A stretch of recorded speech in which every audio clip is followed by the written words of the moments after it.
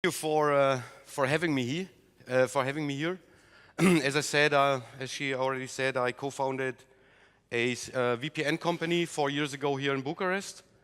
Our company is delivering encryption solutions to the world, right now used by 6 million people and growing. I would like, before I start, to get to know the audience a bit better.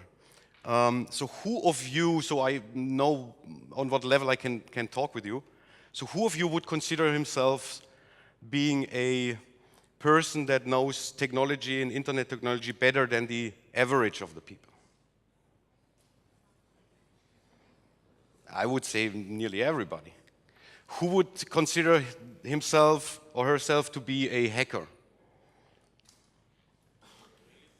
Who would consider him or herself to be an online activist? Okay, I see. These questions are important because I don't want to talk with you today about technology itself, because I think we have all in this room a clear understanding about what technology is and what encryption is. So I don't want to have an encryption talk or talk about encryption. I would like to talk with you about the impact of encryption, of what happens in the world right now, and why I think that encryption is a very strong and important weapon in the 21st century. And I would like to encourage you to fight for encryption online and take encryption also as a weapon or as a possibility to make the internet a better place, a more secure place. And in the way we make the internet a more secure place, we make our life a more secure place. Because for me, there is no such thing than having an offline life and an online life. For me, it's just one life. I use the internet in my life for my life. So it's part of it. So it's not that there is a differentiator between being online or offline, because we clearly know that we are all online in future. Maybe you ask yourself what kind of T-shirt I wear and what St. Pauli is. I have to put this slide in every presentation because 20 years ago I lost a bet with a guy from St. Pauli, so I have to do that. It's just 1 minute. St. Pauli is an anarchistic football club in Germany, in Hamburg. These guys are not playing with the rules of the corrupt football organizations worldwide. This is the only football club that I know that is playing professional football, that is not corrupt. It's all about football there. It's about fun. Anarchists go there, socialists go there, activists go there. Everybody goes there. It's pure party, so I encourage you, if you're once in Hamburg, you can also drop me a line. Go to the St. Pauli Stadium, enjoy yourself, and have a lot of fun. This club is also an example for the fact if you do things constantly different, and if you stick to your ideas, you're going to be successful at the end of the day. Right now, St. Pauli is on number 2 or 3 on the second league in Germany. So, cryptography, our weapon in the 21st century. Benjamin Franklin, one of the founders of the United States, said a long time ago, those who surrender freedom for security will not have, nor do they deserve either one. And this is exactly the discussion we have in our days. It's the old discussion between security and freedom in a society that communicates through the internet. And there is a big difference between privacy and security, between having a secure internet or an internet where we are able to communicate in private. And we have right now, after the horrible attacks in Paris, again, a so-called encryption debate. Who of you heard about this term or knows what the encryption debate is about? Very good, okay. So the encryption debate is basically about the fact that the governments say that they need to have access to encrypted communication to avoid attacks like Paris, to avoid crime. And this is the so-called encryption debate. For any of you who are not familiar with the debate, I will show you how the debate usually goes. The government says it wants to have a special set of keys to decrypt and encrypt data transmitted across the internet. Okay. We are part of this industry who deliver these technologies. We say, the computer industry says, it's not possible. Then the government says it's a matter of national security, so it's important that you do that. Then we say it is technically not possible, regardless how important it is. It's not possible. So then they say it's possible. And then we say it's anything that's possible. Anything is possible. But why? Why would we take an incredible, beautiful technology that is secure by design and make it weak on purpose? Why would we do that? So sure, it's possible, but why would we do that? And around and around. So this is the encryption debate. And I mean, it's silly, it's insane, it's stupid, but this debate goes on right now. And it goes on a very high level, and it's important for every single one of us, because this debate will decide how the internet in future looks for us as human beings. Can we communicate in future online secure in a way that we protect our privacy or not? And I want to give you some examples to guide you a bit through this process. United States Senator Dianne Feinstein, these are all quotes that have been said in the last couple of weeks. I think that Silicon Valley has to take a look at their products. Because if you create a product that allows evil monsters to communicate in this way, to behead children, to strike innocents, whether it's a game in a stadium, in a small restaurant in Paris, take down an airliner, that's a big problem. Congratulations, Ms. Feinstein. Yes, that's a problem. But I mean, comparing technology with evil monsters and shit, this is a bit tough. So, but now it gets interesting. The second part is a bit more interesting. So we need high-tech's help in securing an internet that even with a court order you can't get what they are saying. That's a big problem. So instead of realizing that internet companies, internet developers, the people who care about the technical backbones, who already implemented on several layers encryption technology. So this is a movement that had success in the last year. So we made this shit even more secure. So instead of saying we need, so she said we need their help, but she takes it as an argument against encryption. Instead of saying, yes, it's good what they do right now. It's insane. CIA Director John Brennan, that's my favorite idiot. He's incredible. So every time something happens in the world, you know, this guy pops up like a Muppet, you know, with some really good ideas. And he said, in the past several years, because of a number of unauthorized disclosures, he's referring to Edward Snowden, by the way, who was employed by his agency, maybe something he should also think about, you know, because these unauthorized disclosures happened in his own agency, in his own house. He was in charge. He was responsible for it. He's the head of it. So he's blaming Edward Snowden for it. And a lot of hand-wringing over the government's role in the effort to try to uncover these terrorists. Hand-wringing. Hand-wringing. First time in American history, after Edward Snowden, they have a huge debate about what's going on. First time it's pretty clear that governments spy on us unconstitutionally. And this debate is called by him hand-wringing. So we had a few discussions. This is a serious discussion going on, and it's a good discussion. But for him, it's hand-wringing. There have been some policy and legal and other actions that are taken to make our ability collectively, internationally, to find these terrorists much more challenging. And I do hope that this is going to be a wake-up call, particularly in areas of Europe, where I think that there is a misinterpretation of what the intelligence security services are doing by some quarters that are designed to undercut those capabilities. So the Americans, again, these stupid idiots in Europe with their stupid ideas of freedom and democracy. Yes, we are in Europe a fortress of privacy and civil rights. Yes, we are. And we are starting now to think about our own role towards the American politics. This is true. But he's blaming us for being more democratical, more into freedom, more into civil rights than the so-called free United States. This is insane. Government Jeb Bush, who's currently running for president, so he's a #1 politician. If you create encryption, it makes it harder for the American government to do its job. while protecting civil liberties, to make sure that evildoers aren't in our midst. We need to find a new arrangement with Silicon Valley in this regard, because I think this is a very dangerous kind of situation. I mean, what kind of arrangement does Jeb Bush want? Is it the kind of arrangement that we hand over keys to the technologies we are building? Is this the kind of arrangement he wants? So this is a typical statement of somebody who does not know a thing about technology. He does not know a single thing about how encryption works and why encryption exists. And this guy is running for president.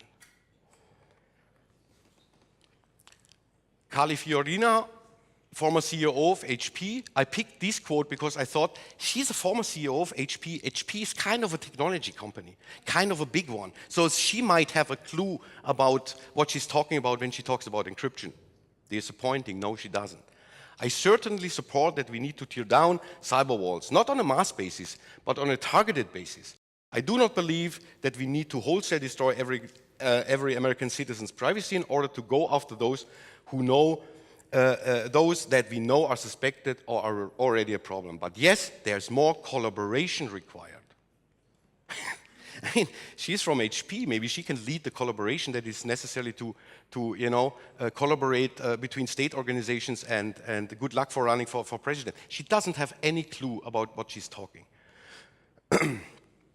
And the next one is also great, is FBI's Mr. Comey. He's also like a Muppet, always showing up when something happens. A whole lot of good people have said it's too hard to implement backdoors. Maybe that's so. But my reaction to this is, I'm not sure they've really tried. So what they want us to do is to think a bit better about the problem, to try it even a bit harder, to make it easier for them to intercept encrypted communication. So this is, in quotes, the current status of this debate. And I didn't quote here parliamentarians in the second, third, or fourth rows. These are presidential candidates, these are people from the government, and these are high-profile people from FBI, NSA, and whatever. So this is a serious debate going on, led by insane people. So can we do magic? So if they expect from us that we do magic, because for me it's magic, you know? I mean, we basically in this room understand that encryption is mathematics. They think it's magic. So can we do magic? The right answer to this is, look, if there is a scientific, provable way to implement backdoors, we could have the discussion at all. We could. But it doesn't make sense to have the discussion when everybody who's looked on it, everybody worldwide, and is honest about encryption, says that it would make us more vulnerable when those systems are subverted. So everybody who knows basic things about encryption, everybody who is a specialist, everybody who works on it, says it is not possible. If we would implement backdoors, we would implement backdoors also for terrorist organizations, what they want to fight. Very sophisticated terrorist organization will be thrilled in the presence of backdoors, because they would immediately start to use it. If the US federal government has a backdoor into encrypted systems, then it will give other governments the basis, it's a so-called legal precedence, for also having a backdoor to encrypted basis. So even if we would say, and this could be possible, I mean, this is for me also thinkable, that we say, okay, the American government might not be evil, so they are really caring about us. It's not like the terrorists are not in this government. The people who do bad are not in this government. These are good guys. So why not handing over the key to good guys? But you know, if we give these keys to one governmental organization, we have to give it to the next one. Do we trust China? Do we trust Iran? Do we trust Iraq? Do we trust Syria? And so on and so on. Do we trust France? Do you trust Germany? Do you trust your own government in Romania? I mean, if we start to do that, that means we would have encrypted keys, the so-called golden keys, in each legal territory on Earth. And the next good argument is, you know, the government was not able to protect the database of detailed personal information about its own employees from being stolen by another government, in this case China. The Office of Personnel Management system were breached in the report, blah, blah, blah. So every single employee of their so-called secret services is now in China's hands. So they are not able to protect these keys. They are not. It's proven. They can do it. It's like, you know, you have children at home and they want to go out and they want to buy ice cream, and you know exactly if I give them 50 lei, they will spend it all. So ice cream is 5 lei, so you give them fucking 5 lei because they will spend the rest. They are not capable to deal with money, and that would be the same situation giving the US American government a golden key to our encryption technology. It's insane. These people are technically not able to protect their own secrets. And the next point is to use terrorist attacks to fight at the end of the day for the erosion of security and liberty and our privacy is, I don't find the right words. I'm ashamed of everyone who's trying that. If you use these crimes to counterfight what we fight it for over the centuries, civil rights, human rights, and so on, this is shameful. So we can't do magic. It's simply not possible. Next question is, that's the next layer. So even if we could do it, do they really need backdoors? Do they need access to encrypted communication? The government often uses the case of the ISIS recruiters using Twitter and other social media to recruit individuals. So if you look on the history of younger terrorism and what happens, all these people have been recruited over social media. Social media is, by definition, something that happens public. So it is kind of easy for them to survey this part and catch the people immediately. They don't need encrypted solutions or backdoors to encrypted solutions. The United States does not have a monopoly on developers. That's what they always forget. They think only Silicon Valley is able to develop software. And this is stupid. If a terrorist organization like ISIS is able to build state structures, they are able to hire developers. And they did. So the genie is already out of the bottle. Encryption is invented since 2001. It's a working system, unbreakable. So the genie is out of the bottle, and these people, if they don't use our encrypted solutions, they use their own encrypted solutions. And there are several of them. I don't want it to spread too much, but there's an organization called the GIMF. It's the Global Islamic Media Front. They develop software. One of the tools they developed is a software called Asrar al-Mujahideen. It's launched in 2008, and it's a software for encrypted communications. So they don't need the Silicon Valley to use encrypted communication. So if they would like to use encrypted communication, they could do that based on their own technology. The hijackers who attacked New York and Washington did not use encryption at all. And the FBI admitted it back then in 2001. The guys, the 19 hijackers, were not involved in any encryption. They had plain messages on their phones and plain messages on their computers. They don't use encryption. They don't have to use encryption for several reasons.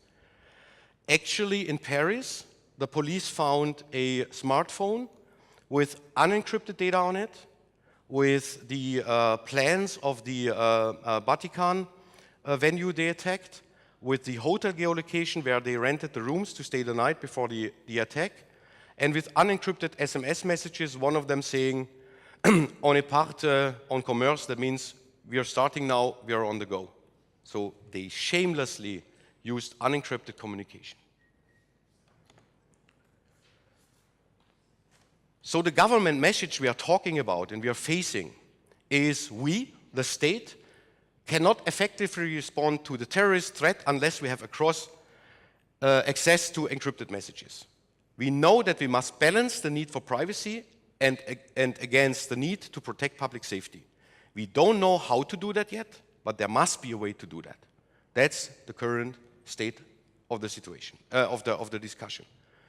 And I would like to encourage you all to realize and recognize that this is the hidden message between everything state officials all over the world say right now when it comes to terrorism and to weaken civil rights. This is the message.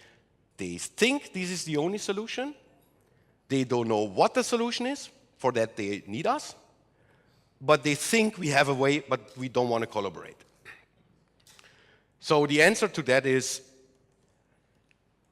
the government should not have the right to what does not make sense. So they shouldn't have the right to have access to backdoors, because backdoors don't make sense, and should not have a privilege which is already proved itself, which it has already proved itself unworthy of having. These guys, as I said before, are not able to keep secrets, so why would we hand them over secret keys? And they already proved that. What they should do is use the front door. Why are they asking for backdoors? They should use the front doors. If you have a look on all police investigations in the last years, most successfully they catch guys using the front doors, doing their job. They don't need backdoors. They should start using the front doors. The fact that encryption is becoming mainstream, with end-to-end encryption now integrated into widely used applications like WhatsApp and iMessage, is a victory for the cybersecurity movement and for this world's security going forward. So what we did in the last years, we as a tech community, tech society, activists, hackers, developers, whatever, people who know a bit better than others, is we made things better and safer. So encryption is now integrated in mainstream products. And this is a good thing. So instead of having a debate about how we weaken up these systems, we should all be happy and try to move it forward and implement encryption all over the internet. And I think it's now law enforcement's turn to try harder. It's not our turn to try harder. I think our mission is to make technology safer and better to use, and their job is to catch the bad guys. And the world changed. We are not living in the same world than before internet times. The internet changed a lot. The internet changed the way people communicate. The internet changed the way how people behave. And I think the only one who are not able to adapt are the ones who are in charge to catch the bad guys. So I think it's absolutely okay to talk with them and tell them, look, you have to try harder now. We did our job, and our job is to make things more secure and not to make it more weak. And as I'm representing a company that secures the surfing behavior and internet connections of nearly 6 million people, I can use that also as a proof for the fact that this technology is not mainly used by bad people.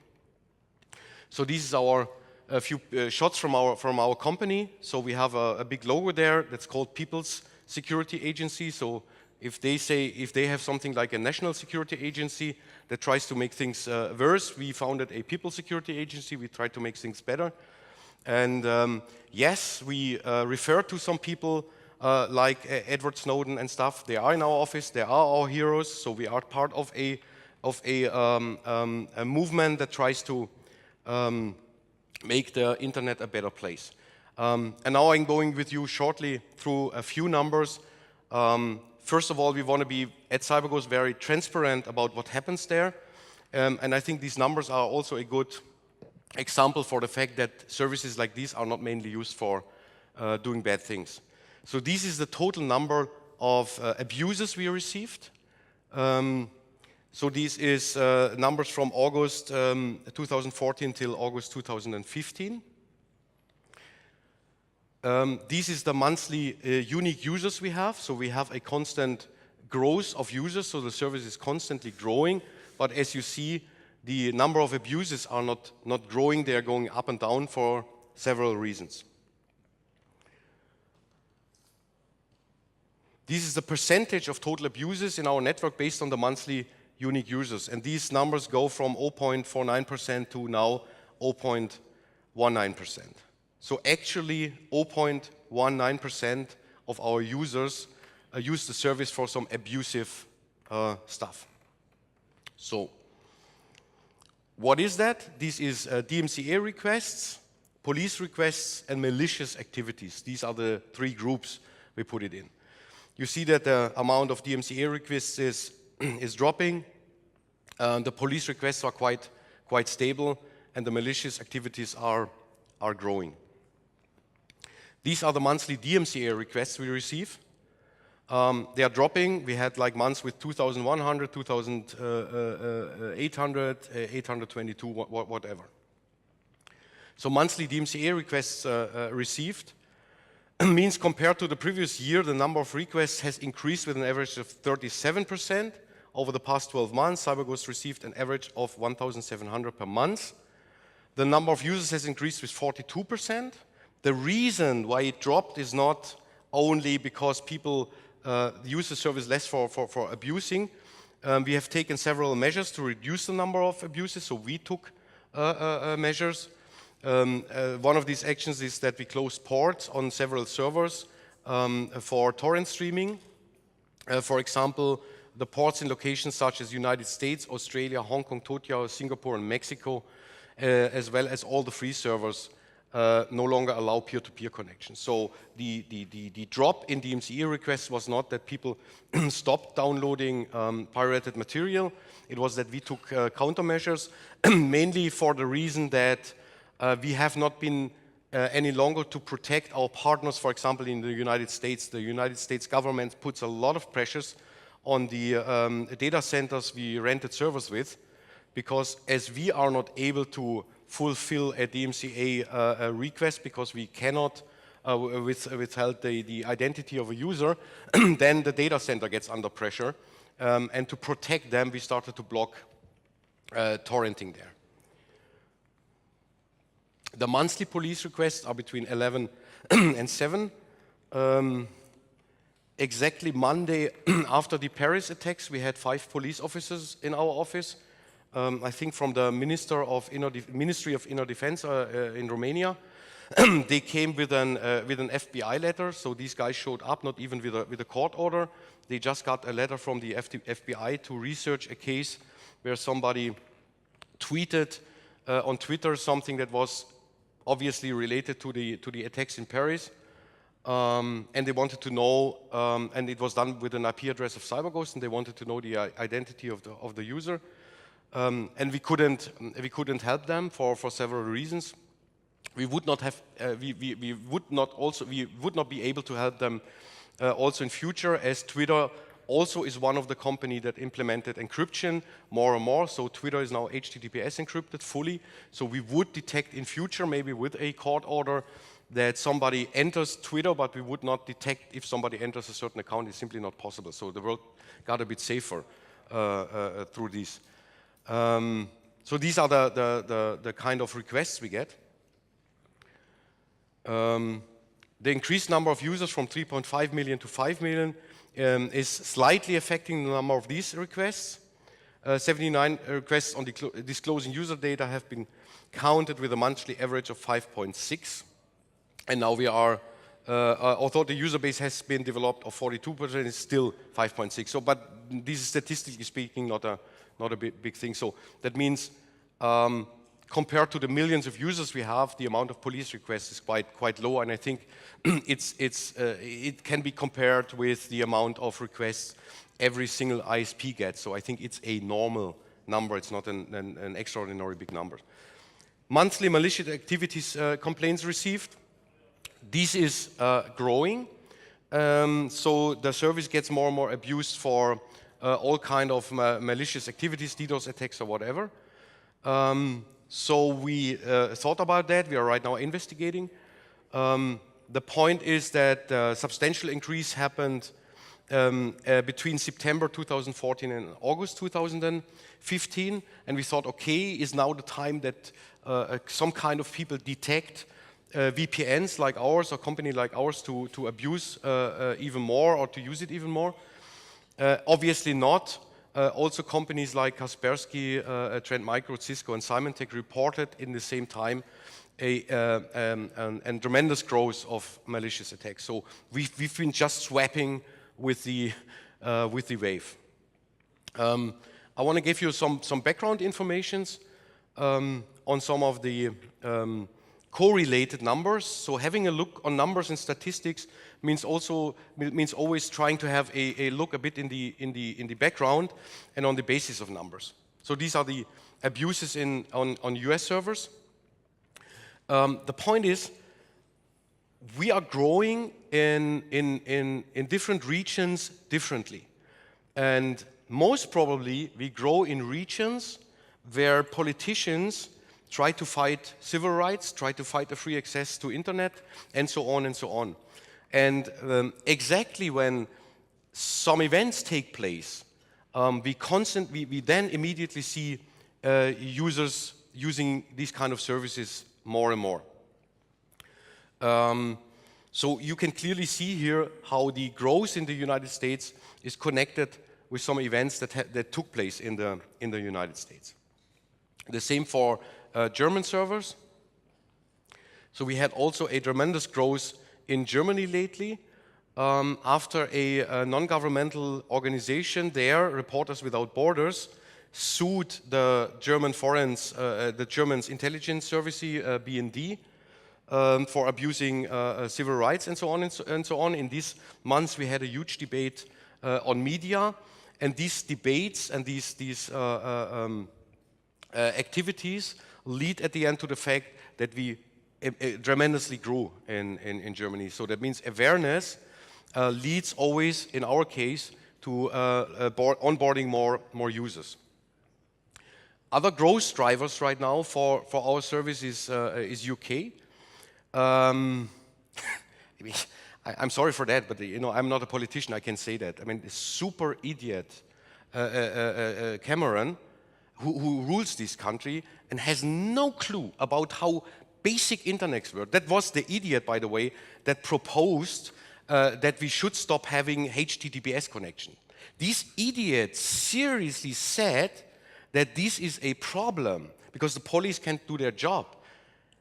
He would have ruined, e-commerce in UK to zero, because nobody would have been able to pay anything online anymore. I mean, this is an idiot. I can't say it differently. But I mean, thanks to this idiot, we are constantly growing in UK because everything these idiots do there help us to gather customers. I mean, it's incredible. And then we have another guy in Turkey who's not an idiot. This one is really dangerous. Who is fighting against his own people constantly. So every time, he's also an idiot. So all the time, these idiots in Turkey switch off internet, turn down Twitter, turn down Facebook, because they don't want to have people talking about politics, organizing themselves and stuff like that. We are constantly growing. So Turkey is right now the country where we are growing the most. And this is all a sign for, people in power are not capable, obviously, to understand how the internet works. But what they basically understand is that there are powerful tools for people to organize, for people to communicate, and that there is privacy taking place. And everywhere on the world where privacy is taking place, where people can organize and talk in private, resistance is taking place. Civil rights activism is taking place. Democracies involve. I mean, the work of journalists is dependent on privacy. The work of civil rights activists is dependent on privacy. The work of lawyers, of workers' unions, of people who fight for our rights, who have a positive impact on our society. No, they don't have a positive impact. They are the backbone of any free society. And the key to ensure privacy online is encryption. And because it's the key for further positive development, for making the internet a better place, we should not hand over people who have no clue about this technology, even if we could build it, and I said we can't build it, a golden key. This is what I wanted to talk about. A last small sentence. CyberGhost is supporting all over the world people who are working on change using encryption technologies.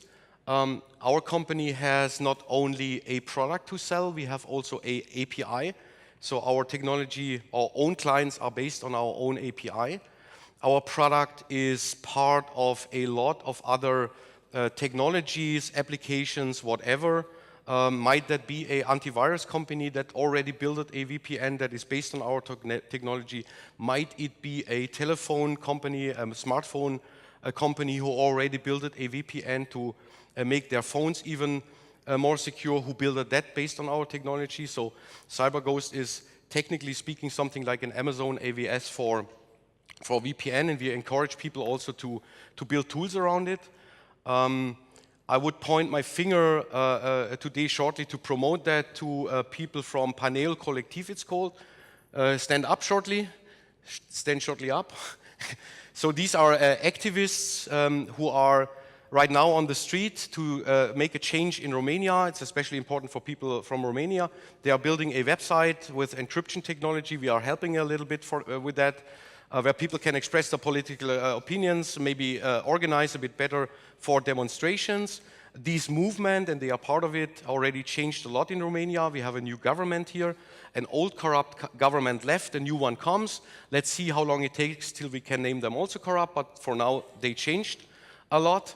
And if you are a hacker, if you are a civil rights activist, if you can help us out with code, if you can help out with technical knowledge, you just saw her, get to her later, and maybe you get together. So we support this kind of stuff. Thank you. If you have any questions, please ask.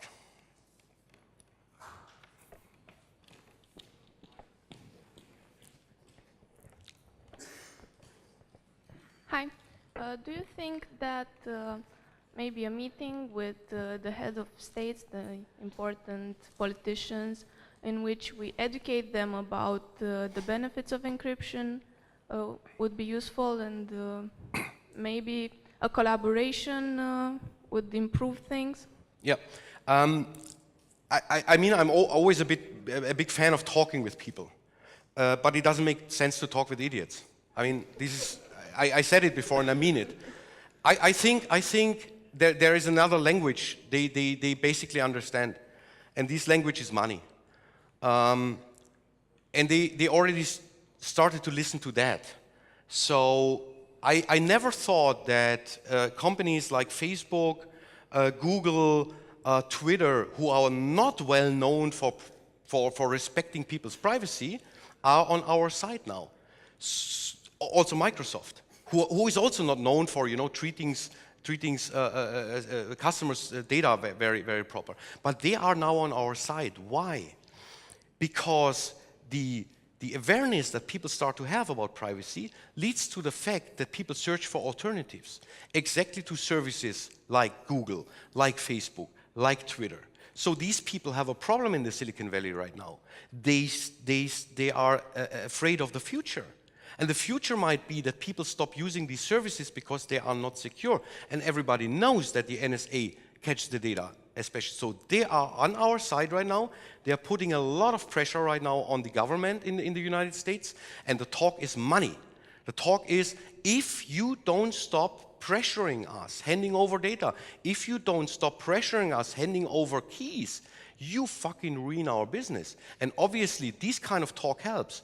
Because you have indeed people like Obama who starts to say, maybe we should think about these guys in the Silicon Valley because they are making like 30% of the tax income of the United States, plus around, I don't know, 20-something% of the employees. So I think that's the language they understand. So that's why I also think this whole thing here with encryption is a huge chance for people like us, for people like you who are technicians, who are working in IT companies, to build products that are safe, that are secure, that are based on encryption, and make a shitload of money with it. So we should all stop thinking about this in these open source things and giving software away. We should make businesses out of it. And our company proved it. So we are 4 years, we are profitable, we are making money. So as more money as we make, as more employees we hire, it gets harder for the Romanian government to negotiate with us to hand them over a key, because we are paying taxes here and we are employing people. I think that's the language they understand way better than arguments. Yes, I think we should focus on what would be of interest to them and explain that to them. Yeah. Thank you. You're welcome. I noticed that you have a lot of servers in United States. How do you know for sure that those servers are secure? We don't. How could we know that? It's a good question. No, we don't. So the approach of CyberGhost was from the very first beginning not that we built a tool that is 100% safe, that we are, you know, the ones who can fight Goliath. So we are not. We are a small startup. We are building a service that is used by a lot of people, and we are trying to do our best. What we can't make sure is that the servers in the United States are not intercepted already by the NSA because we don't have physical access. So what we did this year was to invent own data centers. So for a startup with 35 people, it's kind of hard to say, okay, let's replace all these servers with own data centers. You need a lot of money, and you need awareness. You need customers who are willing to pay for it. So what we did, we organized an Indiegogo campaign, and we said, okay, people, what would be if we do an own data center? Would you pay for it? And they did. We raised 350,000 euros, and we built an own data center as a blueprint for others in Romania here, the so-called no-spy proxy data center. And we will use this blueprint now to roll it out. So we have to control also the hardware. We know that. And we are discussing right now how we can make, how we can communicate this to users. Look, this is a server that we consider to be more safe than another because it is maybe in a legislation that is different. So we are aware of this problem, and we communicate that also quite open with our customers. Yeah, that was my second question. And my third question, do you consider in the future using some kind of Tor protocol between servers, like for 10, 20 seconds or 10 minutes, a user should go through this server and then the next one and so and so? Not exactly now what you talked about, but you can be sure that we consider everything. So we are talking on a daily basis how we can make this thing even more secure and even better. Look, the main thing is, for a service like ours, the whole discussion about technology is not quite so important. More important is the discussion about the legal framework. So as long as we are good guys, as long as we don't store and track data, as long as IP translations are not tracked and are in no database, even if we get hacked, even if, you know, the state organizations have access to our databases, it doesn't matter because there is no data. That's why I'm so into this, you know, discussion that we all should have a technical side of the discussion, and we should take that serious, and we work on that, and we consider every day everything. Also regarding our internal structure, about the people we hire, how do we hire them, do we trust them, stuff like that. But on the other side, I think we have to have, even if we are entrepreneurs, even if we are just technicians, even if we are hackers or whatever, we have to be political thinkers. We have to think about the legal frameworks around us. So I think this is more important. But yeah, we consider everything, also mixed machines, so that you connect from one machine to the next, blah, blah, blah, blah, blah. On the other side, everything that makes a thing more secure makes it more unusable. So, and we're also trying, you know, do you want to have more speed? Exactly. Yeah. We are kind of short scheduled, but we are going to take one more question. Okay.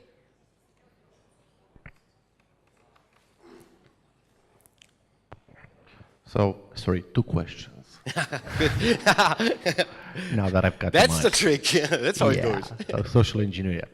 Okay, so first of all, how many users do you have from Arabic countries? Does some of the guys from our company knows that? Kind of?